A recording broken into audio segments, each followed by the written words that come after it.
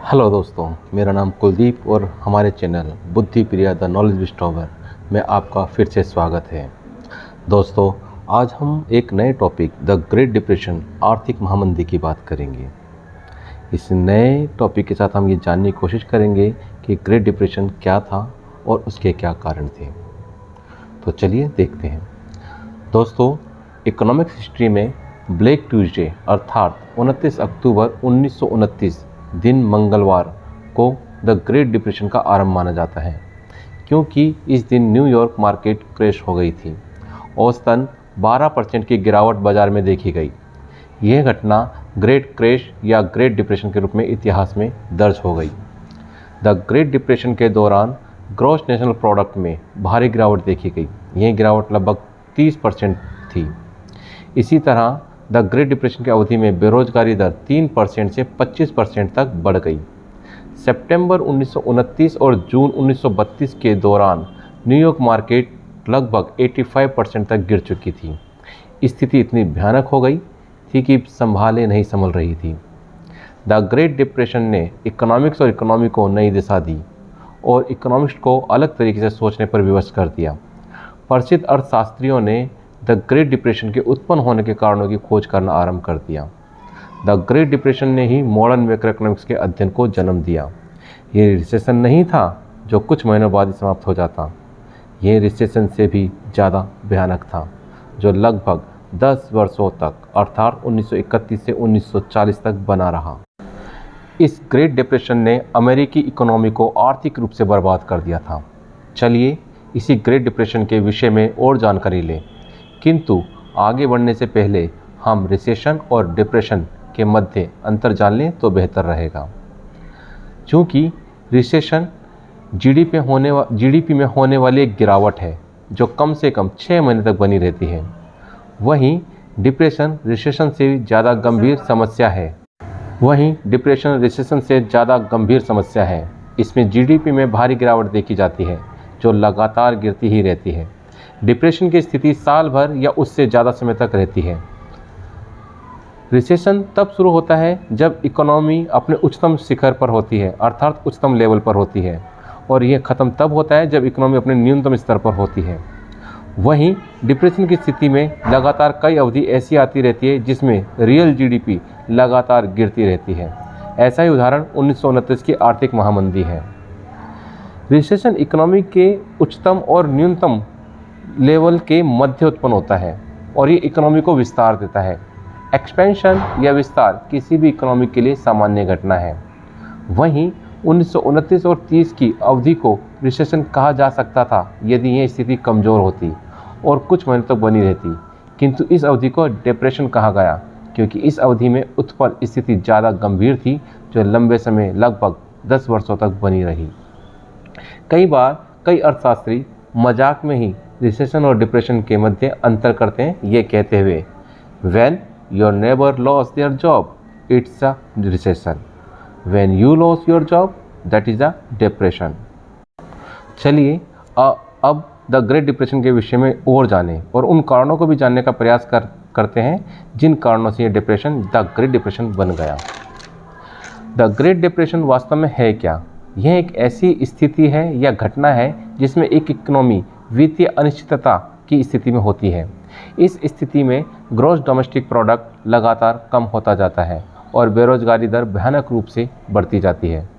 ऐसा माना जाता है कि 1929 का ग्रेट क्रैश और इकोनॉमिक डिप्रेशन एक ही घटना है, बट ऐसा नहीं है, क्योंकि मार्केट क्रैश होने से पहले ही न्यूयॉर्क की इकोनॉमी में गिरावट अगस्त 1929 से ही आरंभ हो गई थी और ग्रेट क्रैश की घटना 29 अक्टूबर 1929 को घटित हुई।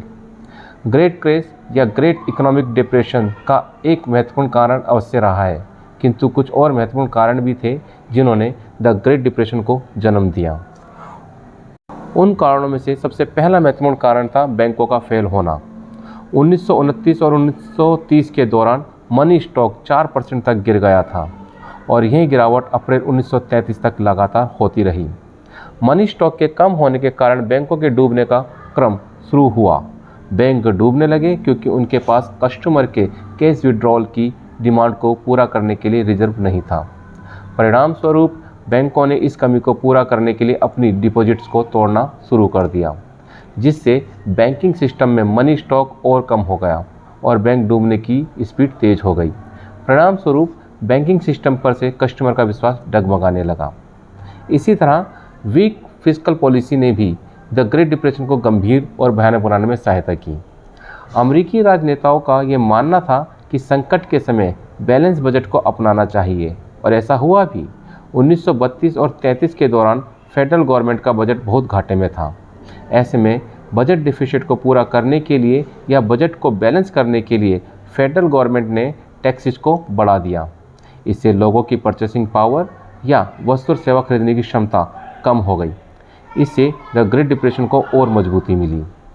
इसी तरह की एक पॉलिसी और थी जिसको बेगर द नेबर पॉलिसी कहा जाता है। द ग्रेट डिप्रेशन किसी एक देश की समस्या नहीं रहा था, अपितु यह संसार का एक विषय बन चुका था। संसार के लगभग सभी पूंजीवादी देश इस समस्या से जूझ रहे थे। ऐसे में प्रत्येक देश के सामने जो उपाय आए उन्होंने उसका प्रयोग किया। सभी देशों ने हाई टैरिफ पॉलिसी को अपनाया, अर्थात विदेशी माल को रोकने के लिए उनके ऊपर इंपोर्ट ड्यूटी को बढ़ा दिया गया ताकि घरेलू उद्योग धंधों को बचाया जा सके। इस प्रकार की नीति को बेगर द नेबर पॉलिसी कहा जाता है। इस प्रकार की नीति में एक देश अपनी ट्रेड पोजीशन को इम्प्रूव करके अपने देश की बेरोजगारी को दूसरे देश में एक्सपोर्ट कर देता है, अर्थात अपनी वस्तु और सेवाओं की डिमांड को वह अपने ट्रेडिंग पार्टनर के खर्चे से पूरा करता है। क्या हो यदि सभी देश बेगर द नेबर पॉलिसी का प्रयोग करने लग जाए, और डिप्रेशन की अवधि के दौरान ऐसा हुआ भी। लगभग सभी पूंजीवादी देशों ने विदेशी वस्तुओं को बाहर करने के लिए बेगर द नेबर पॉलिसी को अपनाया। परिणाम स्वरूप वर्ल्ड ट्रेड की मात्रा में कमी आई और वर्ल्ड इकोनॉमी सिमट गई। इससे डिप्रेशन को द ग्रेट डिप्रेशन बनने में मदद मिली।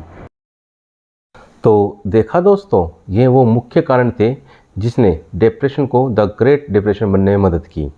द ग्रेट डिप्रेशन ने इकोनॉमिस्ट के सोचने के तरीकों को बदल दिया। द ग्रेट डिप्रेशन के जो परिणाम निकल कर आए उससे इकोनॉमी और इकोनॉमिक्स का कार्यक्षेत्र और बढ़ गया।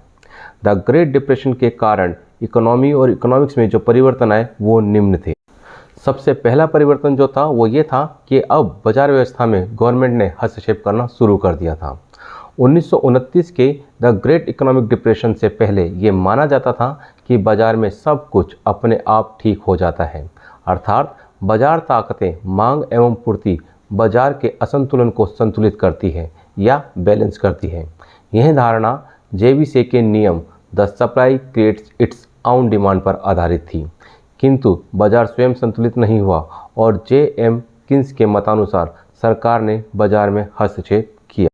द ग्रेट इकोनॉमिक डिप्रेशन का दूसरा परिणाम जो महत्वपूर्ण था वो ये हुआ कि शॉर्ट टर्म के लिए फिस्कल पॉलिसी महत्वपूर्ण हो गई। द ग्रेट डिप्रेशन को सुलझाने के लिए जितने भी उपाय किए गए वो सारे लगभग मॉनेटरी पॉलिसी पर आधारित थे।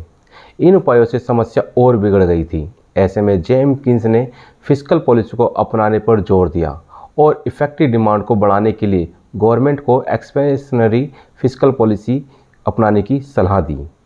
तीसरा जो महत्वपूर्ण परिणाम था वो ये था कि बैलेंस बजट की धारणा को छोड़ दिया गया। राजनेताओं का ऐसा मानना था कि संकट के समय बजट को बैलेंस करना चाहिए, अर्थात बजट घाटे को पूरा करने के लिए टैक्स को बढ़ा देना चाहिए, और यूएसए में ऐसा किया भी, किंतु इससे द ग्रेट डिप्रेशन की समस्या और गंभीर हो गई थी। ऐसे में जे.एम. किन्स ने गवर्नमेंट को टैक्स को कम करने और खर्चे को बढ़ाने की सलाह दी, अर्थात गवर्नमेंट को घाटे का बजट अपनाने की सलाह दी जिससे कि इफेक्टिव डिमांड को बढ़ाया जा सके। इसी तरह द ग्रेट इकोनॉमिक डिप्रेशन का चौथा परिणाम जो कि कम तो नहीं लेकिन महत्वपूर्ण बहुत था वो था मैक्रो इकोनॉमिक्स का ओरिजिन। द ग्रेट डिप्रेशन की समस्या को हल करने के लिए जितने उपाय किए गए वो सारे उपाय माइक्रो इकोनॉमिक्स थ्योरी पर आधारित थे।